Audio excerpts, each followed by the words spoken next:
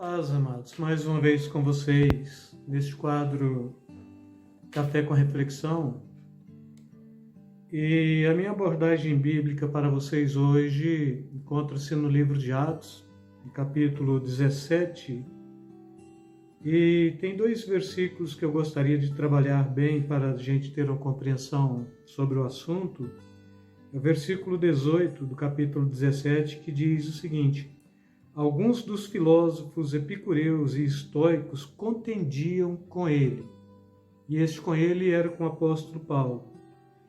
E depois, lá no versículo 28, é Paulo dando uma resposta, né?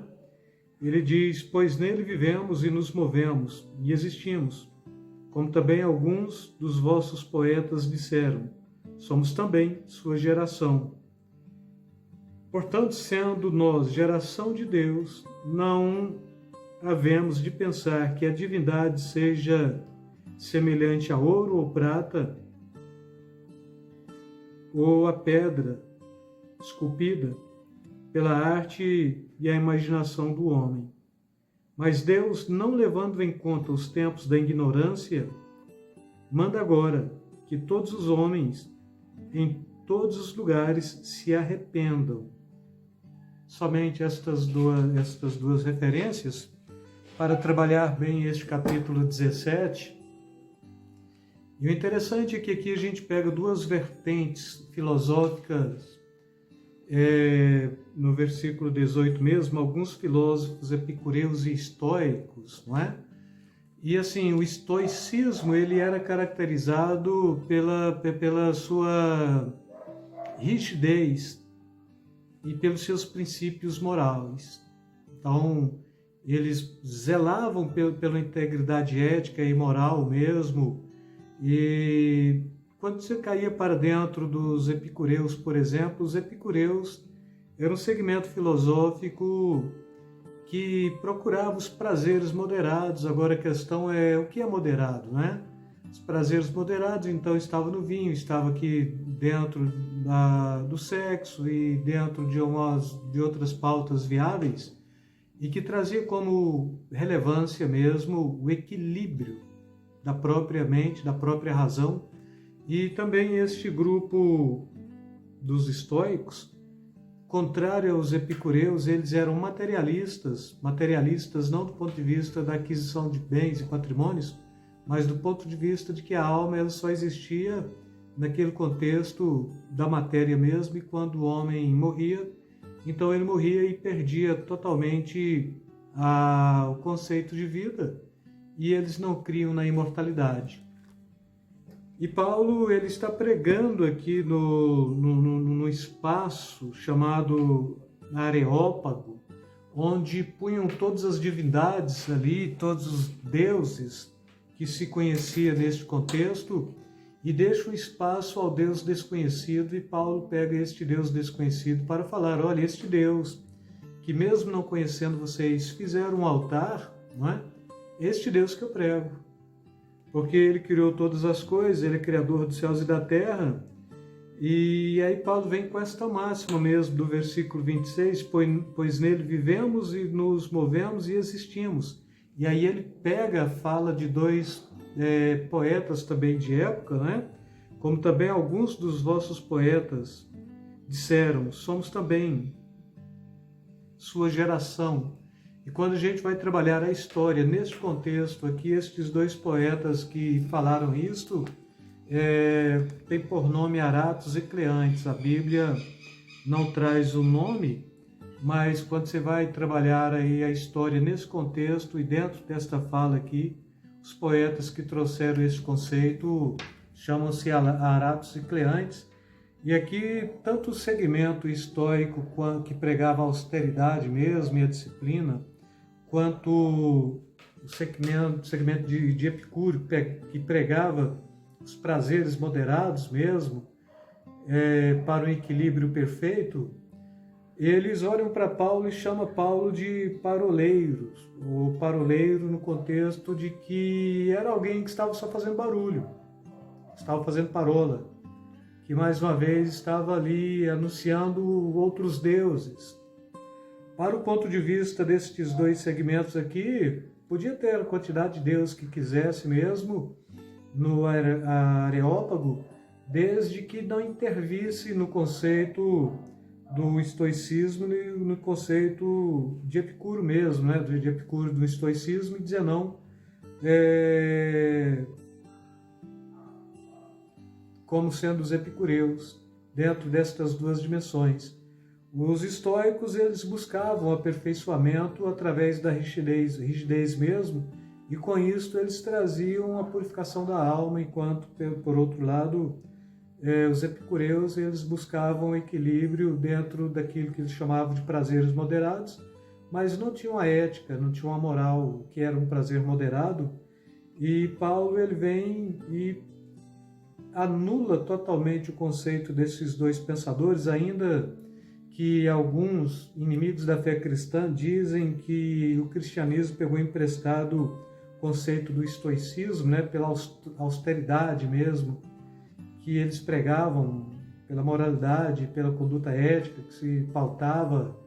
E, sobretudo, Paulo, ele vem desconstruindo e pregando que, de fato, o que estava acontecendo é que, de fato, tanto o conceito desses dois pensadores também, que faziam pensamento através da poesia e através da arte cantada mesmo, né? Os poetas Aratos e Cleantes, somos deles geração, e Paulo pega esse gancho para falar, portanto, sendo nós geração de Deus, não havemos de pensar que a divindade seja semelhante a ouro, ou prata, ou pedra esculpida pela arte e imaginação do homem. Ou seja, se nós somos geração de Deus, se Deus nos criou como vocês cantam, como Aratos e Cleantes cantam, não é?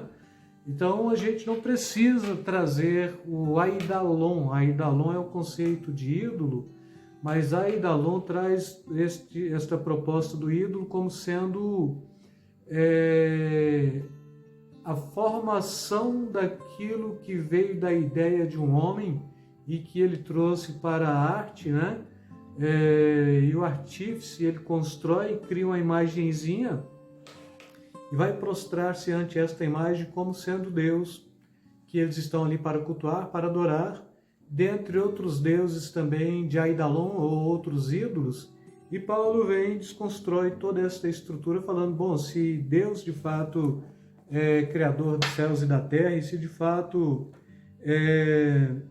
nós também vivemos nele, movemos por ele e existimos por ele, como diz Aratos e Cleante, pois somos dele geração, então tem alguma coisa errada. Se nós somos geração dele, por que é que nós vamos fazer da nossa própria imaginação e da nossa própria ideia ídolos para nos prostrarmos a eles?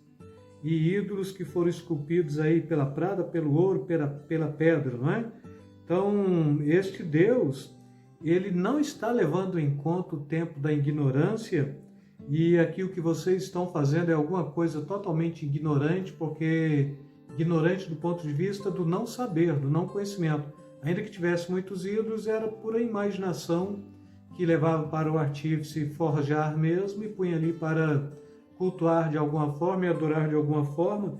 E aqui Paulo está falando, olha, Deus não está levando esse tempo da ignorância, do não conhecimento que vocês têm do próprio Deus, mas a proposta de Deus, de fato, é poder salvar vocês, não é? Deus não leva em conta o tempo da ignorância e manda que agora todos os homens e em todos os lugares se arrependam, pois determinou um dia em que com justiça há de julgar o mundo. Ou seja, não é este ídolo que vocês imaginam que vai salvar vocês, mas é Deus. Este Deus que eu estou pregando e que Aratos e Cleantes cantaram, somos dele geração. Então, se ele nos criou, então a gente não pode criar nada. E ele está chamando para o arrependimento.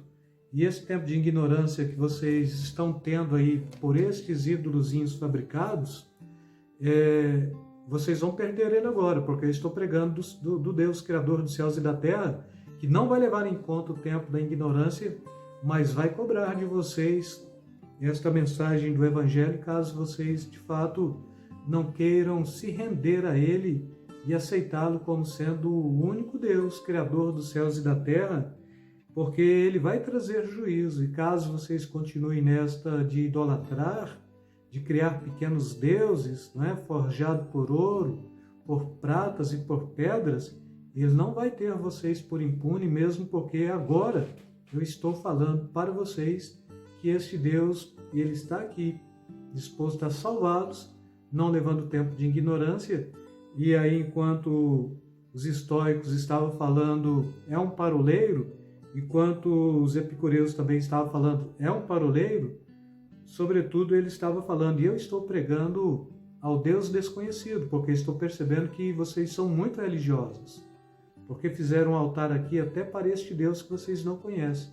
E este Deus que vocês não conhecem, que são ignorantes acerca da existência dele, é este Deus que eu estou pregando para vocês. E Ele está chamando vocês para o arrependimento e para a salvação.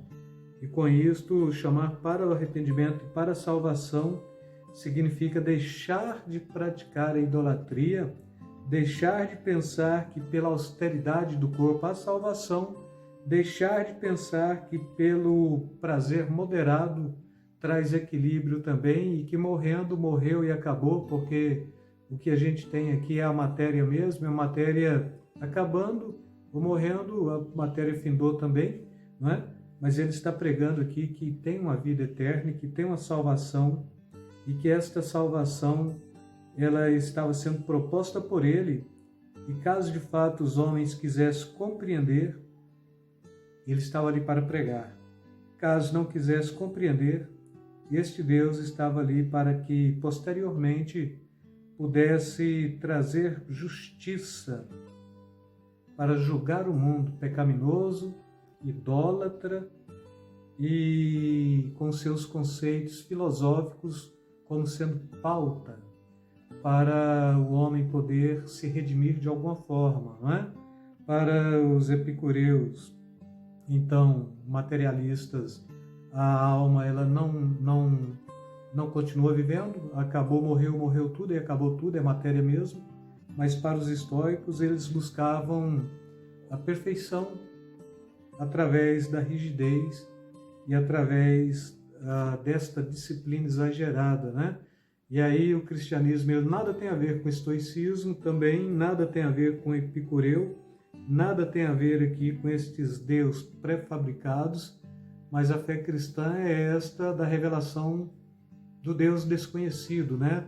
Aí trazendo para o conceito de Agostinho, Deus obscôndidos, né? Estava escondido, mas que se revelou. E quando ele se revela pelo poder da mensagem do Evangelho. E Paulo aqui, ele está falando, não aqui nesta passagem, mas falando de Deus e posteriormente que ele era embaixador de Cristo. E a função dele era proclamar mesmo e anunciar salvação.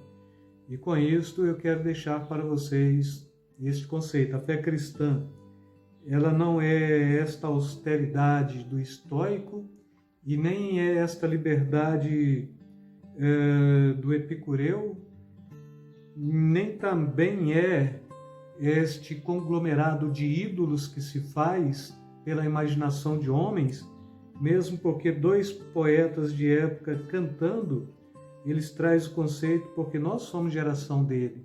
E se nós somos geração, Paulo pega o gancho, bom, então, se nós somos geração, não podemos criar ídolos para adorar e reverenciá-los, porque foi Deus que nos criou.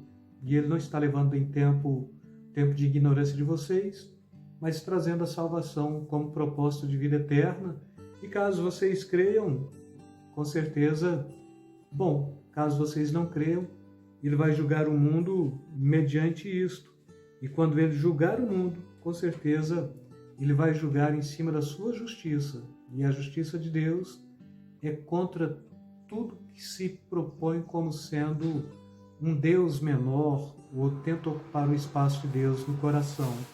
E com isso eu quero despedir de vocês, deixando esta proposta que nada ocupe o espaço de Deus no coração de vocês, mas que vocês possam de fato cultuar e servir unicamente a este Deus que criou céus e terra e que nós, por sua vez, somos geração dele, porque ele nos fez, e mais uma vez, como Agostinho propõe, né?